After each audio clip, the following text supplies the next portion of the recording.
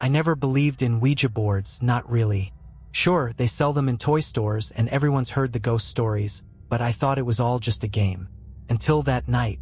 The night that still makes me leave all the lights on when I sleep. It started with my roommate, Ethan. He'd found this old wooden Ouija board at an estate sale. Hand-carved, dude, he said, like that was supposed to make it cooler. Ethan always had a knack for finding creepy stuff, but I'd never seen him so excited. He plunked the board down on our coffee table, smirking. "Let's talk to the dead," he said, cracking open a beer. "Yeah, right?" I replied. "You know those things don't actually work." "Scared, Chris?" Ethan teased, raising an eyebrow. He knew exactly how to get under my skin. I wasn't scared, at least not then, but I should have been. We lit some candles, Ethan's idea, and dimmed the lights. He insisted we make it authentic. I thought it was stupid but figured, what the hell? A little fun wouldn't hurt. We each placed 2 fingers lightly on the planchette. It was cold, even though the room was warm. Ethan grinned at me, and I rolled my eyes.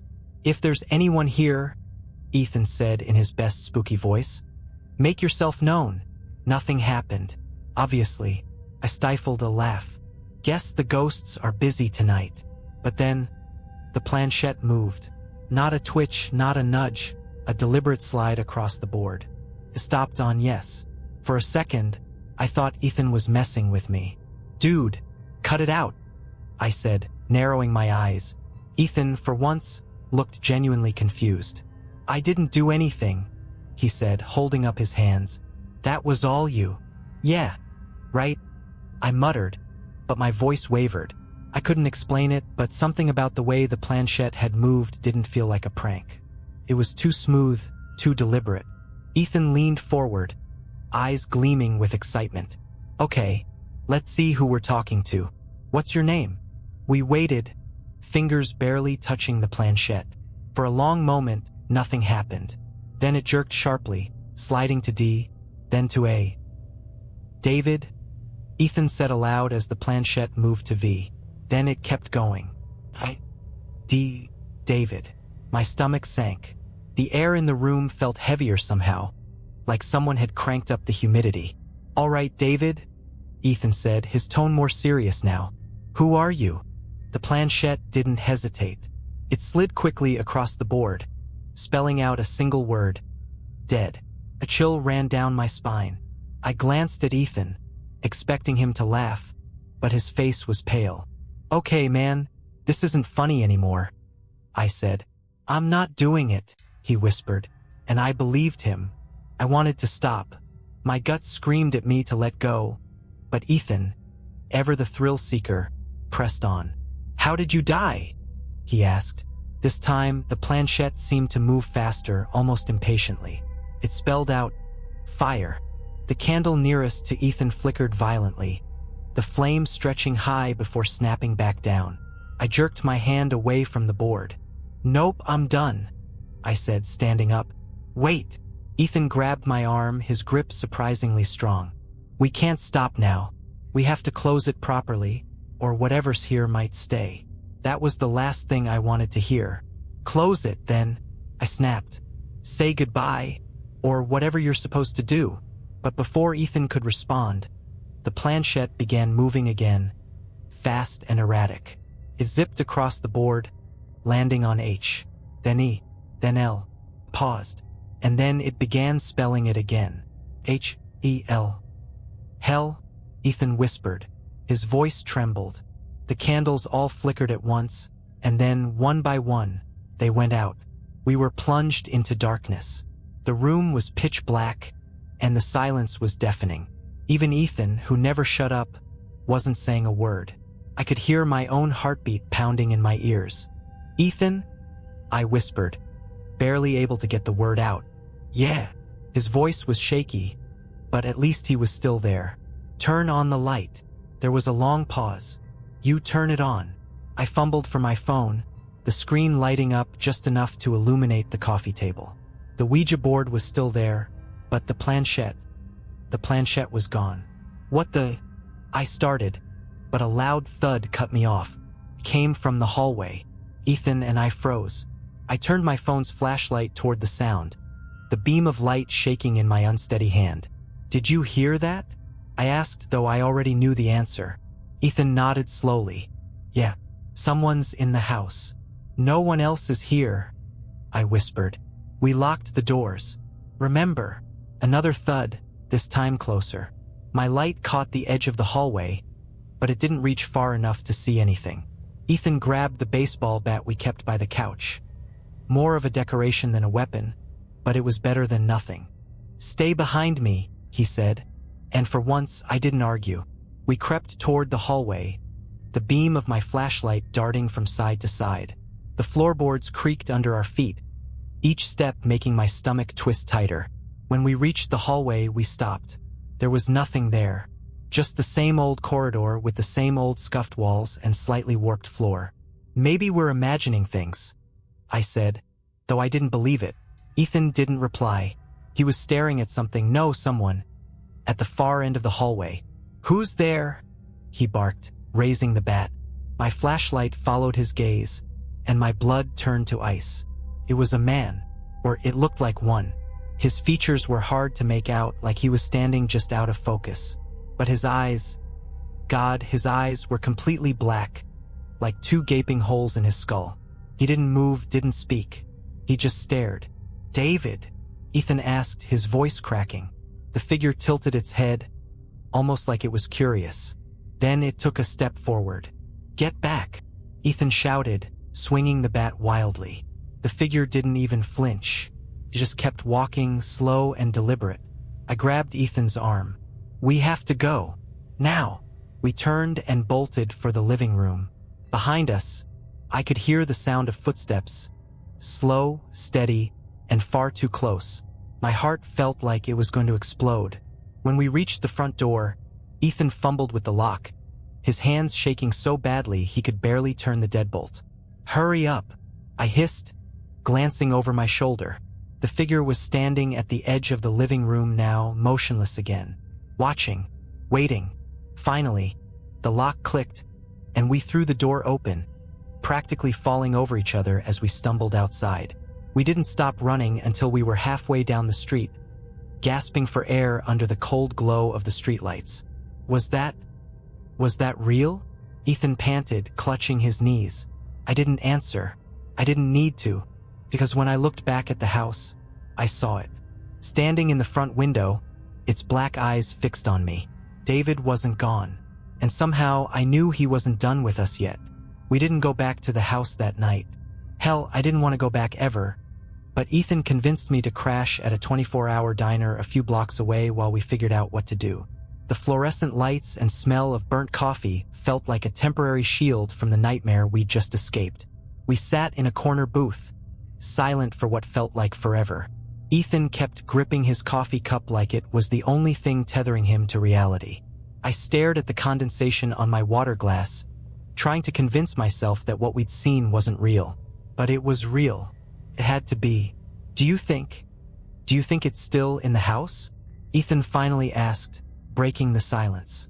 I looked at him, and for the first time since I'd met him, he didn't have that cocky, know-it-all look on his face. He looked scared. "I don't know," I admitted, "but I'm not going back to find out." Ethan shook his head. "We can't just leave it there. What if it follows us? What if it's already following us?" The thought sent a chill down my spine. I glanced at the window, half expecting to see those black, empty eyes staring back at me from the other side of the glass. "You're the one who wanted to play with the damn thing," I snapped. "Now look where we are." Ethan didn't argue. He just rubbed his face with his hands and muttered, "We need help. Help." I laughed bitterly. "Who the hell is going to help us? You want to call the cops and tell them there's a ghost squatting in our living room?" Ethan didn't laugh. He just pulled out his phone and started scrolling through his contacts. "Not the cops," he said. "I know someone. She might know what to do." "Who?" I asked, but Ethan was already dialing. A few minutes later, we were back outside, waiting for Ethan's mysterious friend to show up. The streets were eerily quiet, and every shadow felt like it was hiding something. I kept glancing over my shoulder, expecting to see David, or whatever the hell that thing was, lurking behind us. Eventually, a beat-up green Jeep pulled up to the curb. A woman climbed out, wearing a leather jacket and an expression that screamed, "No bullshit." She looked like she belonged in a biker gang, not ghostbusting. "This is your help?" I whispered to Ethan. "Her name's Hannah," Ethan said. "She's into this kind of stuff." Hannah walked up to us, sizing me up like she could tell I wanted to bolt. "You're the ones with the Ouija problem?" she asked. Her voice was calm but firm, like she'd done this 100 times before. Ethan nodded. "We didn't mean for this to happen. It just... save it." Hannah cut him off. "I don't care how it started. What did you see?" Ethan and I took turns explaining everything. The board, the name, the candles going out, the figure in the hallway. Hannah listened without interrupting, her expression unreadable. When we finished, she sighed and rubbed the back of her neck. "Great, you've got yourself a hitchhiker." "Hitchhiker," I repeated, my stomach sinking. "It's what we call spirits that attach themselves to people or places," she explained. "They're drawn to energy, fear, anger, whatever you were feeling when you played with that board. And if you don't deal with it, things are going to get a lot worse." "Worse than that?" Ethan asked, pointing back in the direction of the house. Hannah didn't answer. Instead, she opened the back of her Jeep and pulled out a black duffel bag. "We're going back to your house." "No way," I said immediately. "I'm not stepping foot in there again." "You don't have a choice," Hannah said, slinging the bag over her shoulder. "If we don't deal with this now, it won't stop. It'll follow you everywhere. Is that what you want?" I wanted to argue, but I couldn't. Deep down, I knew she was right. Whatever we'd unleashed wasn't going to leave us alone. Reluctantly, I nodded. "Fine, but if this thing kills us, I'm blaming you." Hannah smirked. "Don't worry, I've done this before." The ride back to the house felt like a death march. Ethan was gripping the baseball bat again, white-knuckled, while I sat in the back seat, staring out the window. Every streetlight we passed seemed to flicker, and I couldn't shake the feeling that something was watching us, waiting. When we pulled up to the house, it looked wrong. The windows were dark, but not just because the lights were off. It felt like the house itself was dead, like the life had been sucked out of it. Hannah killed the engine and turned to face us. "All right, here's the deal," she said. "This thing, David, or whatever it is, has anchored itself to you through the Ouija board. That's its doorway. We need to close it and force it out." "Force it out?" I asked. "How do we do that?" Hannah smirked, pulling a bundle of sage, a vial of black salt, and what looked like a rusty iron rod out of her bag. "We're gonna piss it off." I stared at her like she was insane. "That's your plan? Piss it off?" "Trust me," she said, slinging the bag over her shoulder. "It's already pissed. We're just giving it a reason to leave." Reluctantly, we followed her up the front steps. The second we stepped inside, the air felt wrong, thick, heavy, like walking into a sauna made of dread. The candles we'd lit earlier were still on the coffee table, melted down to warped stubs. The Ouija board was there, too, but the planchette had reappeared, sitting dead center on the board. Ethan and I froze. "We didn't leave it like that," he whispered. "No shit," Hannah muttered.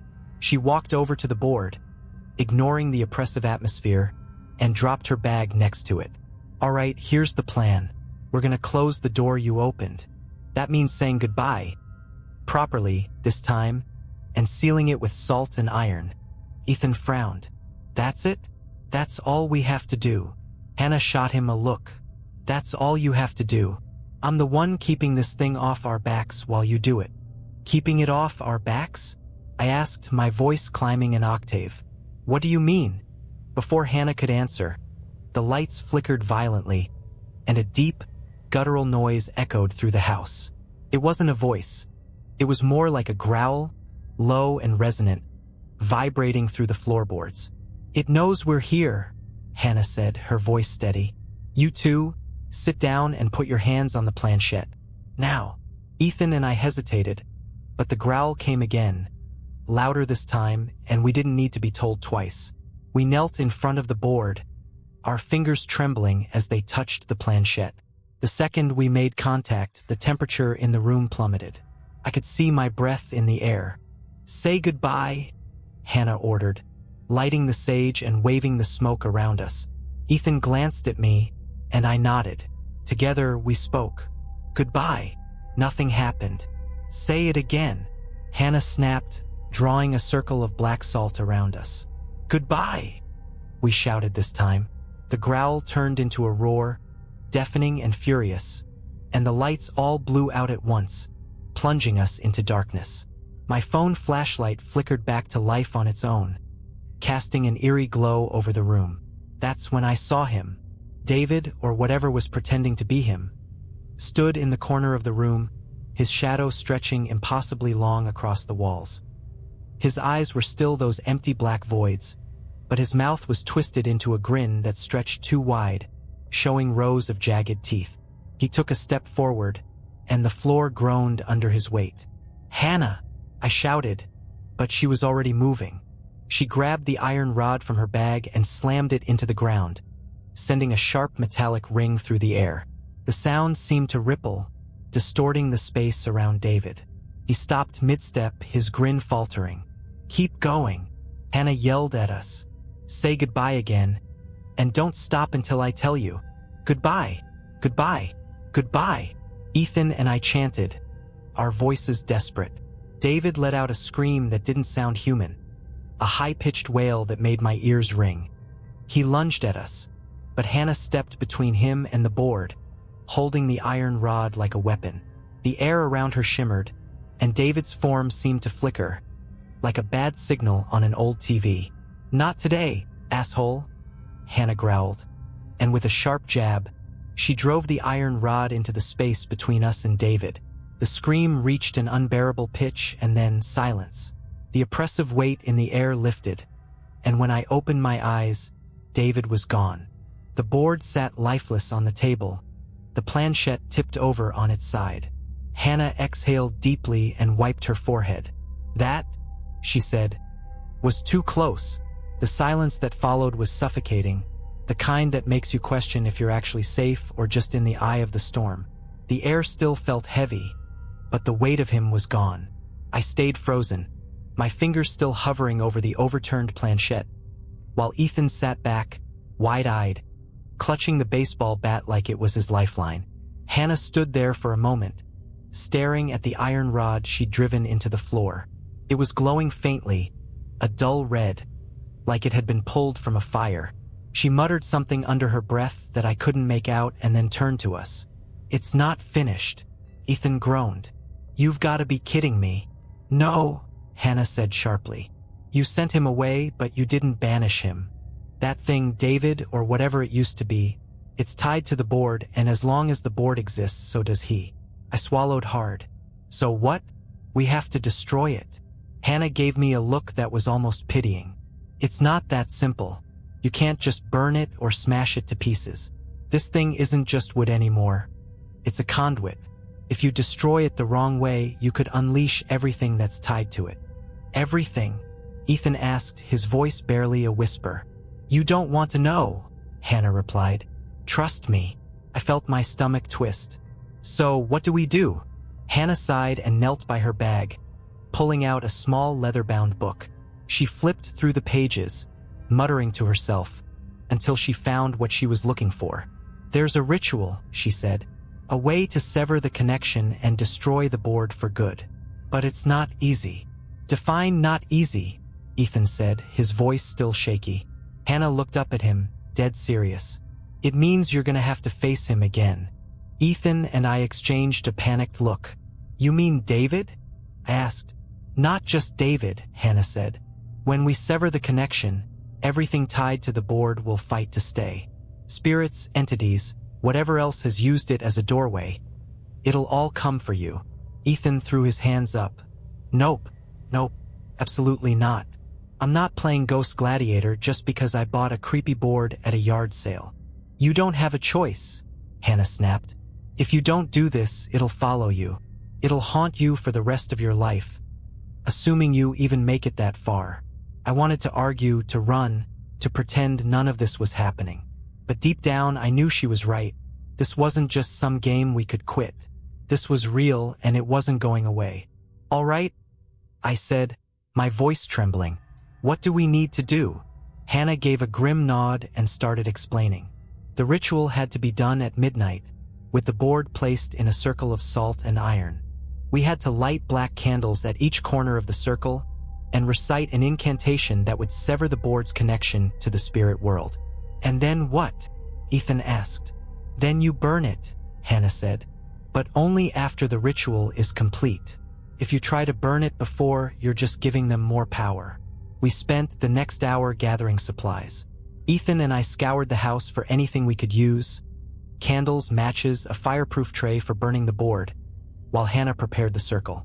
The whole time, I couldn't shake the feeling that we were being watched. Every creak of the floorboards, every flicker of the candlelight made my heart race. Finally, at a few minutes to midnight, we were ready. The board sat in the center of the circle, the iron rod still driven into the floor beside it. The candles cast long, flickering shadows across the walls, and the air felt thick again, like we were standing in the eye of a storm. Hannah handed us each a scrap of paper with the incantation written on it. "Whatever happens," she said, her voice low and steady, "don't stop reading. No matter what you see or hear, keep going. If you stop, it's over." I nodded, my hands trembling as I held the paper. Ethan looked like he was about to puke, but he didn't argue. At exactly midnight, Hannah lit the candles. The flames flared high for a moment, then settled into an unnatural, blue-tinged glow. She took a deep breath and nodded to us. "Start reading." We began reciting the incantation, our voices shaky and uneven at first. The words felt strange in my mouth, like they didn't belong to any language I knew. As we spoke, the room grew colder, the air vibrating with an energy that made my skin crawl. And then the growling started again. It was faint at first, a low rumble that seemed to come from everywhere and nowhere. But as we continued, it grew louder, more menacing. Shadows began to move on the walls, twisting and writhing like they had a life of their own. "Don't stop," Hannah shouted over the noise. The shadows grew darker, thicker, until they seemed to spill out of the walls and pool on the floor. And then, from the center of the circle, he appeared. David. But this time, he wasn't just a man. His form was twisted and monstrous, his limbs too long, his grin too wide, his black eyes filled with a hatred so intense it made my knees buckle. He lunged at us, but the circle held. The salt and iron glowed faintly, creating a barrier he couldn't cross. He screamed, a horrible, inhuman sound that shook the walls, but we kept reading, our voices growing louder, steadier. The shadows writhed and lashed out, but they couldn't touch us. The candles burned brighter, the flames turning pure white as we reached the final words of the incantation. And then, with a deafening roar, David and the shadows were sucked into the board. The planchette shattered into pieces, and the board itself burst into flames, the fire consuming it in an instant. When it was over, the room was silent. The air felt light again, clean, as if a weight had been lifted. Hannah knelt by the ashes of the board, a small smile playing on her lips. "It's done," she said. I wanted to cry with relief, but all I could do was collapse onto the floor, my heart pounding in my chest. Ethan sat beside me, shaking his head. "Never again," he muttered. "Never again." The days that followed were eerily quiet. For the first time in what felt like forever, the house felt normal. No shadows moving where they shouldn't. No oppressive air pressing down on us. Just silence. Ethan swore off Ouija boards forever, and I didn't blame him. He even threw out the weird junk he'd collected over the years, muttering something about bad energy. We didn't talk much about what had happened. Not to each other, not to anyone. What could we say? That we'd battled a malevolent spirit and lived to tell the tale? No one would believe us. Hannah stayed for one last cup of coffee before heading out. She leaned back in her chair, looking surprisingly relaxed. "You guys got lucky," she said. "Not everyone gets to walk away from this kind of thing." I frowned. Do you deal with stuff like this often?" "More than you'd think," she replied, a shadow passing over her face. And trust me, this wasn't even the worst of it. That sent a shiver down my spine. So, it's really gone, right, David? She hesitated for just a fraction of a second before nodding. Yeah, it's gone. You did everything right. But that tiny pause stayed with me. Hannah left later that afternoon, her Jeep rumbling down the street and out of our lives. Ethan and I spent the rest of the day trying to act normal, ordering pizza, watching dumb movies, pretending we weren't constantly looking over our shoulders. That night, I fell asleep for the first time in what felt like weeks without the weight of fear crushing me. I didn't dream, just darkness, peaceful and still.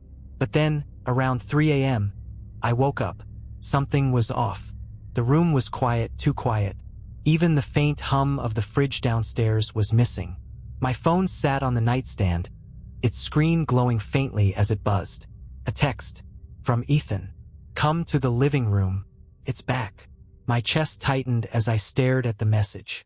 My fingers hovered over the screen, but before I could reply, another text came through. Hurry. I grabbed the baseball bat from beside my bed. It had become a permanent fixture since that night, and crept down the hallway. The house was dark, but something about it felt wrong. The air was heavy again, the kind of weight that pressed down on your chest and made it hard to breathe. When I reached the living room, I froze. Ethan was standing by the coffee table, his back to me. The air around him shimmered faintly, like heat waves rising off asphalt. Ethan, I whispered. He didn't respond. I took a step closer, gripping the bat tightly. Ethan, what's going on? Slowly, he turned to face me. His eyes. They weren't his eyes anymore. They were black, bottomless pits that seemed to pull the light from the room.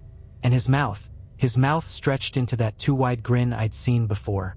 David says hi, he said, his voice distorted, layered with something that wasn't human. I stumbled back, my mind racing. How was this possible? We'd destroyed the board. We'd done everything right. Ethan, or whatever had taken him, took a step forward, his movements jerky and unnatural. You thought it was over, he said, tilting his head at an unnatural angle. It's never over. I bolted for the door, my heart pounding so hard I thought it might burst. As I threw it open and stumbled into the night, I heard that guttural growl again, low and menacing, following me into the dark. It's been a week since I left the house. Ethan's gone. I don't know where he is, or if he's even Ethan anymore. I've been staying in motels, always on the move, never staying in one place too long. But no matter where I go, I can feel it. Watching, waiting. I keep a bag packed, ready to run at a moment's notice. I don't sleep much anymore, and when I do, I dream of black eyes and twisted grins. If you're reading this, don't make the same mistake we did. Don't play with Ouija boards. Don't invite something into your life that you can't get rid of. Because once it's here, it doesn't leave. And if you ever get a text in the middle of the night, don't answer it.